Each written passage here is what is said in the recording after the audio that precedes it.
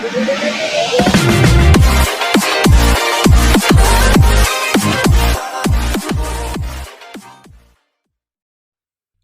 Friends, இந்த வீடியோவில் நம்ம ஒரு ஃப்ரீயான வெப்சைட் எப்படி க்ரியேட் பண்ணுறதை பற்றி தான் பார்க்க போகிறோம்.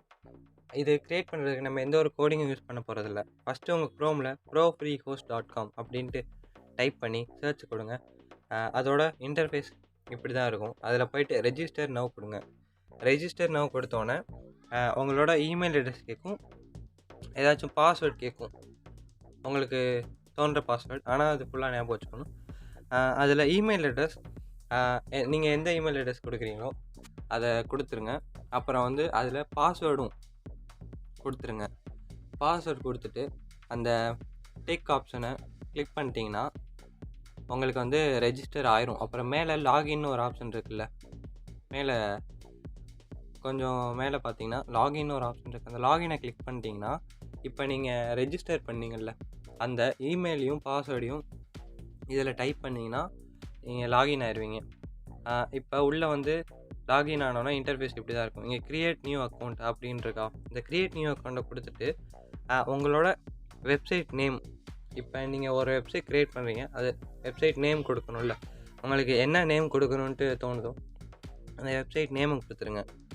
அந்த வெப்சைட் நேமை கொடுத்துட்டு இதில் வந்து கீழே unaux.com அப்படின்ட்டுருக்கா, அது வந்து இதுதான் unaux.com வந்து அவங்களே கொடுக்கறது தான்.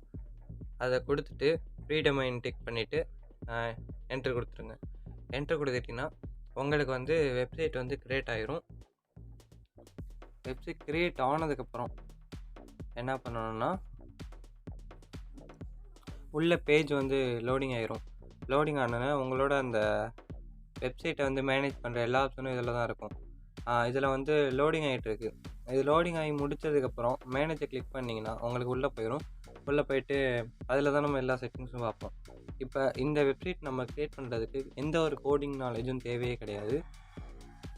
இப்போ இந்த வெப்சைட் லோடிங் ஆகிட்டு இருக்கனால இப்போ நம்ம மேனேஜ் கொடுத்தோம்னா உள்ளே போயிட்டு அங்கேயும் லோடிங் தான் ஆகிட்டுருக்கும். இங்கே க்ரியேட்டிங்னு வருதில்ல, இன்னும் க்ரியேட் ஆகலை, க்ரியேட் ஆகிட்டுருக்கு. நெட்வொர்க் கனெக்ஷனை பொறுத்து தான் க்ரியேட் ஆகுது. இப்போ இந்த க்ரியேட்டிங் இருக்கிற இடத்துல லோடிங் ஆகி முடிஞ்சுன்னா கண்ட்ரோல் பேனல்னு வரும். இந்த கண்ட்ரோல் பேனலுக்குள்ளே தான் போய் நம்ம எல்லா செட்டிங்ஸையும் பண்ண போகிறோம்.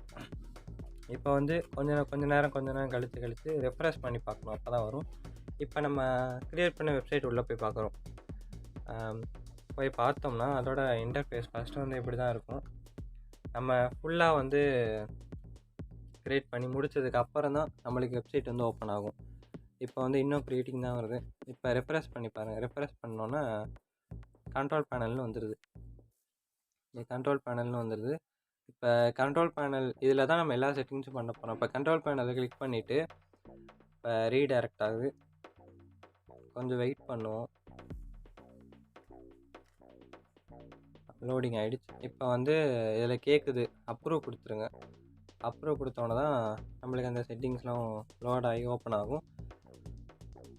இப்போ ஃப்ரீ ஹோஸ்ட் அப்படின்ட்டு செட்டிங்ஸ் ஓப்பன் ஆகிடுச்சு. இப்போ கொஞ்சம் அப்படியே ஸ்வைப் பண்ணிங்கன்னா இப்போ சாஃப்ட்வேர்னு ஒரு ஆப்ஷன் இருக்கும். சாஃப்ட்வேர் கீழே வந்து சாஃப்ட்வேர்க்குள்ளே ஆப்ஸ் இன்ஸ்டாலர்னு இருக்கும். அதை கிளிக் பண்ணிக்கோங்க.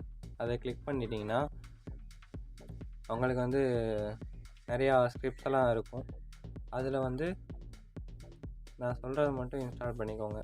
இப்போ லோடிங் ஆகிடுச்சு. இதில் டாப் ஸ்கிரிப்ஷன் போட்டு நிறையா இருக்குது. அதில் நம்ம இன்ஸ்டால் பண்ண போகிறது என்ன, வேர்ட்ப்ரெஸ். இந்த வேர்ட்ப்ரெஸ்ஸை வந்து இன்ஸ்டால் பண்ணிக்கோங்க.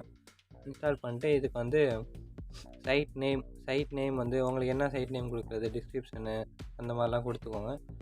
நெக்ஸ்ட்டு வந்து இப்போ நான் மை பிளாகுன்னு இருக்குது, அதில் ஆல்ரெடி மை பிளாக்னு தான் இருக்கும். உங்களுக்கு சேஞ்ச் பண்ணலாம், சேஞ்ச் பண்ணிக்கலாம்.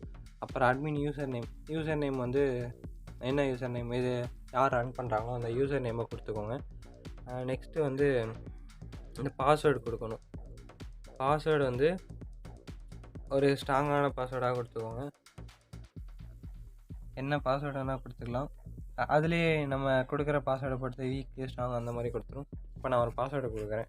பாஸ்வேர்டு கொடுத்தோன்னே இப்போ குட்டுன்னு வந்துருச்சு. இப்போ எல்லா ஆப்ஷனையும் கொடுத்ததுக்கப்புறம் மெயில் ஐடி, லாங்குவேஜெல்லாம் செலக்ட் பண்ணதுக்கப்புறம் மேலே ஸ்வைப் பண்ணிட்டு லாஸ்ட்டுக்கு வந்துடுங்க. லாஸ்ட்டில் இன்ஸ்டால்னு கொடுத்துருங்க. இப்போ அவங்க வேர்ட்ப்ரெஸ் வந்து இன்ஸ்டால் ஆக ஆரம்பிக்குது. இப்போ செக்கிங் த சப்மிட்டட் டேட்டா அப்படின்னு கொடுத்து பெர்சன்டேஜ் விட்டுட்டுருக்குல்ல, அதான் இன்ஸ்டால் ஆகுது.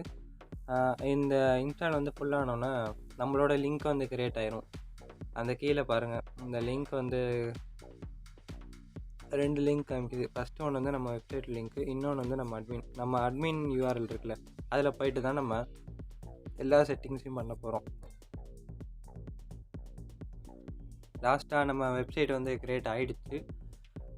இதில் நம்ம எப்படி ரன் பண்ணுறது, எப்படி போஸ்ட் போடுறது, அதெல்லாம் வந்து அடுத்தடுத்த வீடியோவில் நான் சொல்கிறேன். அதுக்கு முன்னாடி நம்ம சேனலை சப்ஸ்கிரைப் பண்ணாதவங்க மறக்காமல் சப்ஸ்கிரைப் பண்ணிடுங்க.